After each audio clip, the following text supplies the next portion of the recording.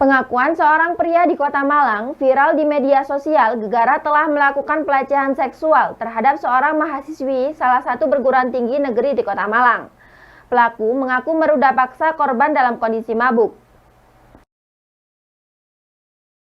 Dalam video berdurasi hampir semenit ini menampilkan pernyataan seorang mahasiswa bernama Ilham Prada Firmansyah, mahasiswa perguruan tinggi negeri di Kota Malang, yang diduga telah melakukan pelecehan seksual terhadap korban berinisial NB, seorang mahasiswi perguruan tinggi negeri di Kota Malang. Pelecehan ini dilakukan di rumah kontrakan pelaku. Dalam klarifikasinya, pelaku nekat melakukan perbuatannya saat korban dalam kondisi mabuk. Saya Ilham Prada Firmansyah meminta maaf dan mengaku bersalah telah melakukan pelecehan terhadap N dari Universitas Brawijaya. Dengan kronologi, mengajak dia datang ke kontrakan saya dengan dalih mengajak mabuk lalu melakukan pemerkosaan tanpa persetujuan korban di saat korban sedang dan tepar. Saya melakukannya dengan keadaan sadar pada tanggal 9 April 2025 dan saya berjanji tidak akan mengulangi lagi perbuatan saya di lain hari. Dengan ini saya menerima segala konsekuensi yang akan saya terima dan akan bertanggung jawab penuh dengan keadaan psikis dan fisik korban. Menanggapi hal ini, polisi bergerak cepat dengan memanggil semua pihak yang terkait dalam kasus ini, termasuk membujuk korban untuk mau membuat laporan polisi agar proses hukum dapat segera berjalan, sembari terus mengumpulkan barang bukti dan memeriksa sejumlah saksi.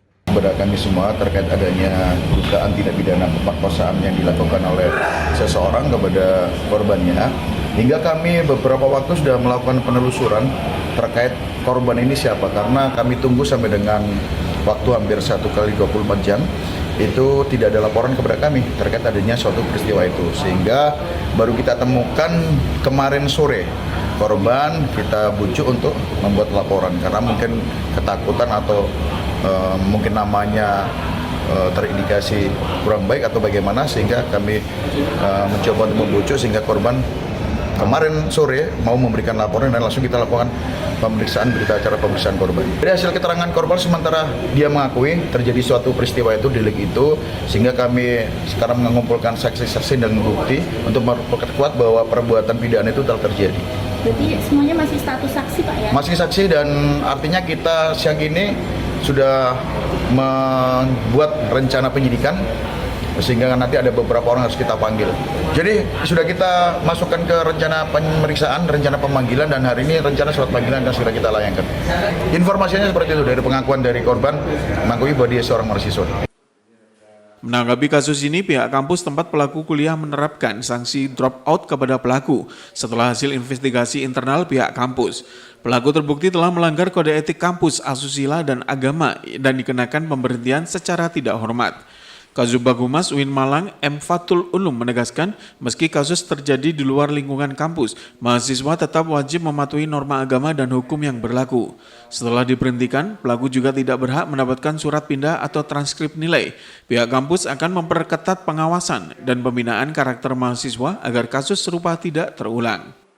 Nah, setelah diselidiki dari tim kemahasiswaan dan tim fakultas, ternyata betul kita mendapatkan data bahwasanya mahasiswa yang mengupload di video media sosial itu adalah mahasiswa UIN Malang, ya. Berinisial seperti yang saya sampaikan adalah Ilham Pradana itu ya, yang membuat video. Itu kita sama fakultas ya dipanggil yang namanya Ilham itu. Setelah dipanggil ternyata memang betul Ilham Prada Firmansyah adalah mahasiswa UIN Malang ya. Buka kode etik ya. Kita buka kode etik, memenuhi unsur. Ada namanya kode etik mahasiswa sesuai yang dibacakan tadi ya, sesuai dengan SK Rektor nomor 923 tahun 2024 terkait dengan kode etik mahasiswa dan tata tertib mahasiswa. Dikeluarkan surat pemberhentian dengan tidak hormat atas usulan dari fakultas yang telah memberikan klarifikasinya. Itu ya. Itu. Sehingga kita berfokus pada kode etiknya ya, kode etik mahasiswa.